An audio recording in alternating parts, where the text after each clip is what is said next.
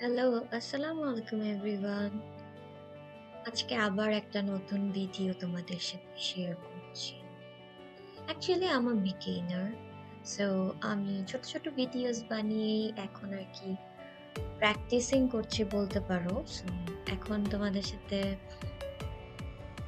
Share করব আমার rice noodles এর রেসিপি। আমি জানি না, বাট আই লাভ কুকিং। আমার মাঝে, মাঝে রান্না করতে খুব ভালো লাগে। আমি জানি না আসলে তোমাদের আমার রান্নাটা কতটুকু appropriate but I try my level best যে ফ্লেভারফুল হোক রান্না। তো ২ দিন আগেই এই রাইস নুডলসটা রান্না করলাম। অনেকদিন ধরে এনে রেখেছিলাম বাসায়। তো রাইস নুডলসটা রান্না করার জন্য আমি ২ ধরনের ভেজিটেবলস ইউজ করেছি। ঝিঙ্গা আর পেঁপে। আর দিয়েছিলাম চিংড়ি আর ডিম। তোমরা চাইলে অনেক কিছুই দিতে পারো। আমরা খুব লাইট খাবো তাই বলে খুব হালকা করে রান্না করেছি। স্টিম করার জন্য একটা পাত্রে পানি, লবণ আর তেল দিয়ে ভেজিটেবলস গুলো দিয়ে দিলাম। আমি জানি না তোমরা তেল চাইলে এভয়েড করতে পারো। বাট আমার মনে হলো যে যেহেতু আমি রান্নাতে খুবই অল্প পরিমাণে তেল ইউজ করব, তো তাই আরকি একটু ভেজিটেবলস গুলাতে এক্সট্রা তেল এড করেছি। আর আমি বেসিক্যালি চাইনিজ স্টাইলে রান্না করতে চেয়েছিলাম।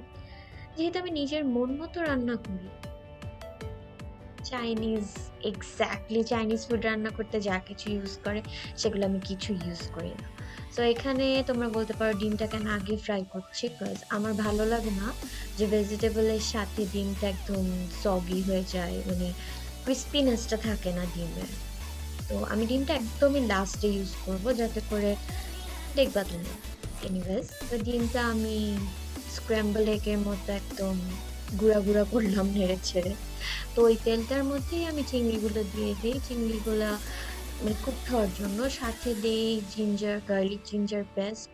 দেওয়ার পর একটু ভালো করে কষাই ওটাকে যে স্মেলটা যাতে না থাকে। তোমরা চাইলে শুধু জিঞ্জার শুধু গার্লিকও দিতে পারো। শুধু গার্লিক দিলেও খারাপ লাগবে না। তো আমি গার্লিক জিঞ্জার পেস্টটা দিয়েছি। অন আদার সাইড আমার ভেজিটেবলটাও স্টিম হয়ে গিয়েছিল 5 মিনিটসের মধ্যে। ৫ মিনিটের বেশি করিনি, কজ এগুলো অলরেডি অনেক সফট, সফট ভেজিটেবলস। সো আমি একটু আমি একটু বেশি সিদ্ধ করে ফেলছিলাম। আরেকটু কম সিদ্ধ করতে হবে আরকি। তো পাশাপাশি চিংড়িটাও এখানে ভালো করে মানে ভাজা, ভাজা হচ্ছিল।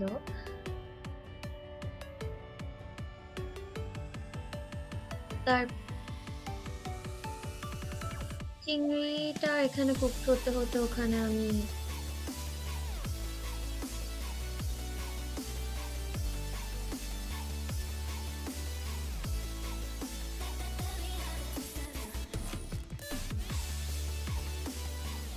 তো ওখানে আবার পানি দিয়ে দেই, নুডলসটাও সিদ্ধ দিয়ে দেই, কজ এখানে আমার ভেজিটেবলটা রান্না করতে একটু টাইম লাগবে। ততক্ষণে যাতে নুডলসটা সিদ্ধ হয়ে যায়। নুডলসটা আমি শুধুই পানিতে সিদ্ধ করেছি, সেটাতে আমি এক্সট্রা কিছু এড করিনি। এখন কিভাবে আরকি সবজিটা রান্না করব, সেটা তো গার্লিক জিঞ্জার পেস্ট দিয়ে অলরেডি চিংড়িটা কুক করতেছিলাম। সেটাতে এড করে দেই পেঁয়াজ। পেঁয়াজটা দেওয়ার পর একটু নাড়াচাড়া দিয়ে মানে পেঁয়াজটা একটু কুকড হওয়া পর্যন্ত ওয়েট করি। পেঁয়াজটা হালকা ভাজা, ভাজা হলে মানে একটু নরম হলে সেটাতে এড করে দিব হচ্ছে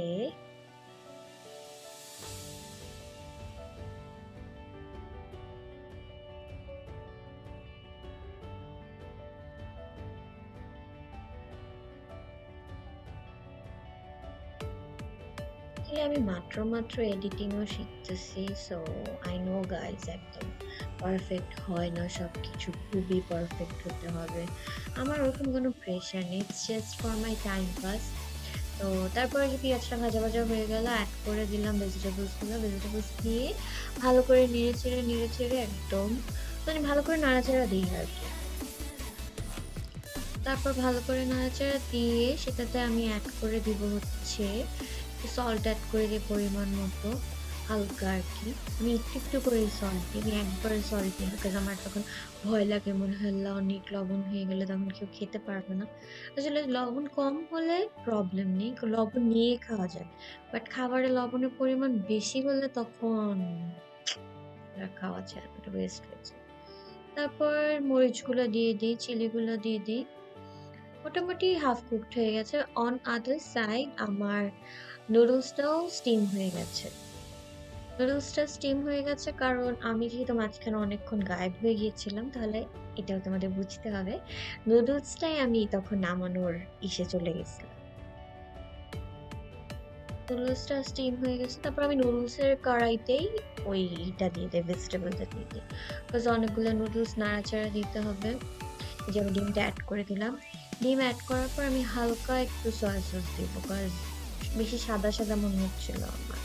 আর আমি এক বাটিতেই ২-৩ চামচের মতো সয়া সস নিই, ওটা হালকা একটু হচ্ছে ইসে দিয়ে, ভেজিটেবলটাতে দিই। তারপরেও দেই ব্ল্যাক পেপার, হালকা গোলমরিচ দেই। তোমরা চাইলে এখানে অনেক ধরনের সস ইউজ করতে পারো। তারপরে তোমরা অনেক ধরনের ভেজিটেবলস ইউজ করতে পারো।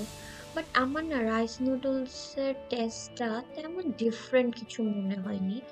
আমার জন্য এটার টেস্টটা এক্সাক্টলি যে কোকোলা নুডলসের মতো টেস্ট লাগছিল। আমি জানি না আমার রান্না করার জন্য নাকি, বাট ইট ওয়াজ টেস্টি।